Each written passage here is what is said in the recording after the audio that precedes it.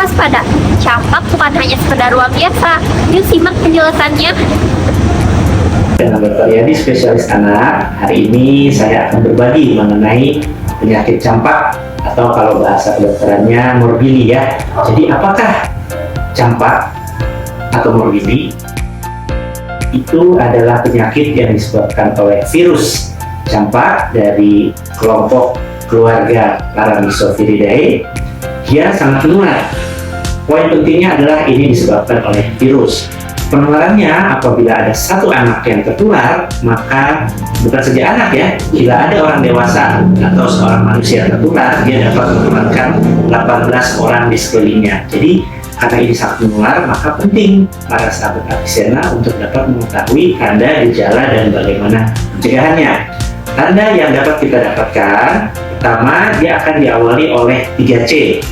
Jadi cough atau batuk, konjungtivitis mata merah, dan koriza atau pilek. Hal itu akan diawali dan disertai dengan demam. Dalam 3-4 hari kemudian akan mulai muncul merah-merah, ruam kemerahan. Awalnya munculnya adalah di belakang telinga, leher, baru ke seluruh badan. Jadi apa yang harus dilakukan oleh sahabat Avicenna? Maka bila kita atau anak kita memiliki gejala batuk, pilek, mata merah, demam, kemudian disertai timbulnya ruam dalam 3-4 hari kemudian, segera periksakanlah ke dokter. Kenapa?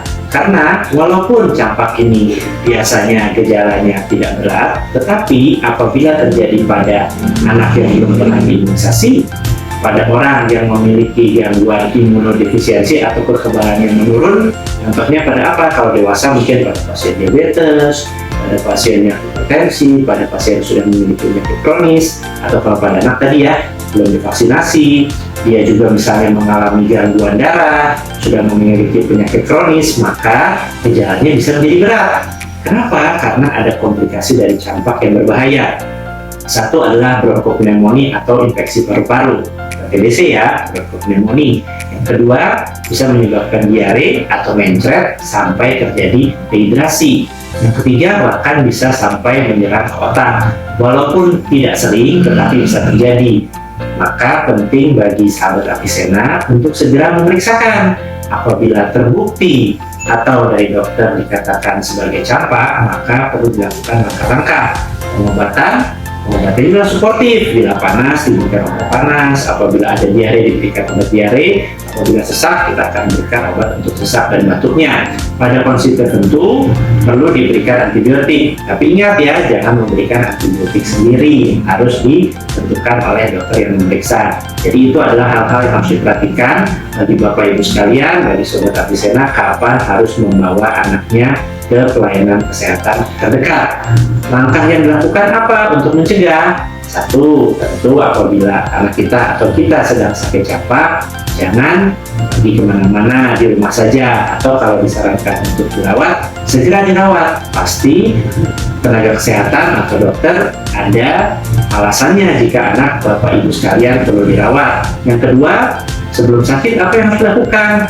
Makan makanan yang bergizi. Apabila bayi sebelum usia 9 bulan tentu belum bisa dilakukan imunisasi, tetapi pertahankan imunitasnya baik, berikan ASI, berikan nutrisi yang baik. Bapak Ibu sekalian juga memberikan asupan yang baik kepada anaknya, termasuk kepada diri kita sendiri.